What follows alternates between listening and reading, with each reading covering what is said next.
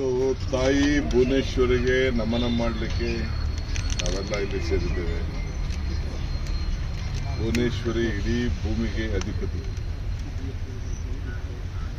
ಆ ತಾಯಿ ನಮ್ಮ ನಾಡಿನ ನಾಡದೇವತೆ.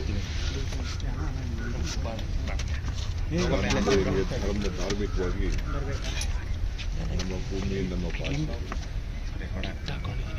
ಬಹಳ ಹಿರಿಯ ಭಾಷೆ ನಮ್ಮದು ಕೂಡ. ಅದಕ್ಕೆ ನಮ್ಮ ನೋಟ್ನಲ್ಲಿ ಕನ್ನಡ ಇದೆ. ಕನ್ನಡವನ್ನು ಉಳಿಸ್ಕೊಳ್ಳಿಕ್ಕೆ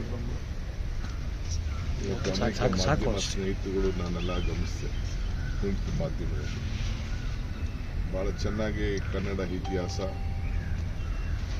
ಎಲ್ಲ ಕಾಲದಲ್ಲೂ ಕೂಡ ಸಾವಿರಾರು ವರ್ಷಗಳಿಂದ ಯಾವ ರೀತಿ ಕನ್ನಡನ ಉಳಿಸಿ ಬೆಳೆಸಿದ್ದಾರೆ.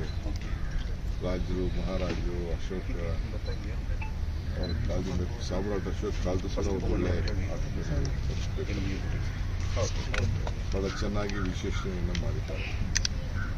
ಸೊ ಎಲ್ಲ ಮಾಧ್ಯಮ ಸ್ನೇಹಿತರು, ವಿಶೇಷವಾಗಿ ಕನ್ನಡ ಪ್ರಿಂಟ್ ಮೀಡಿಯಾವರಿಗೆ ನಾನು ಮತ್ತು ನೀವು ಟಿವಿ ಅಂತ ಬಹಳ ಚೆನ್ನಾಗಿ ಈ ಕನ್ನಡಕ್ಕೆ ಒಗ್ಗೊಳ್ಳೇಬೇಕು ಅನ್ನೋದನ್ನು ತೋರಿಸ್ತಾರೆ.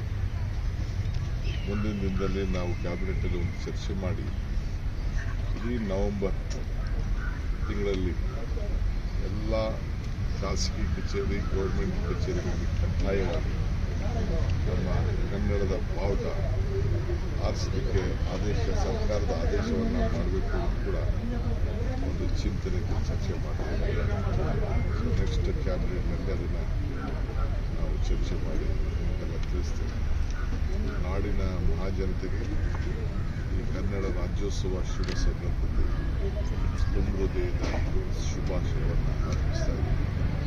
ಈ ವರ್ಷ ಎಷ್ಟು ಸಮೃದ್ಧಿ ಅಂತಂದರೆ ಎಲ್ಲ ಈ ಭೂಮಿಗೆ ಬಹಳ ತಂಪನ್ನು ಉಂಟು ಮಾಡಿದೆ.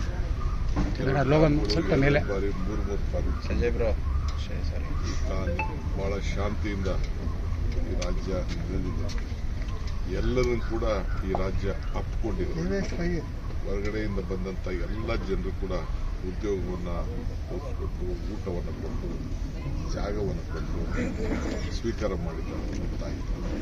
ಇದೇ ನಮ್ಮ ಕನ್ನಡ ತಾಯಿ ಭೂಮಿಯ ವಿಶೇಷ. ಸೊ ಅದರಿಂದ ನಿಮ್ಮೆಲ್ಲರೂ ಕೂಡ ನಾನು ಅಭಿನಯಿಸ್ತೇನೆ.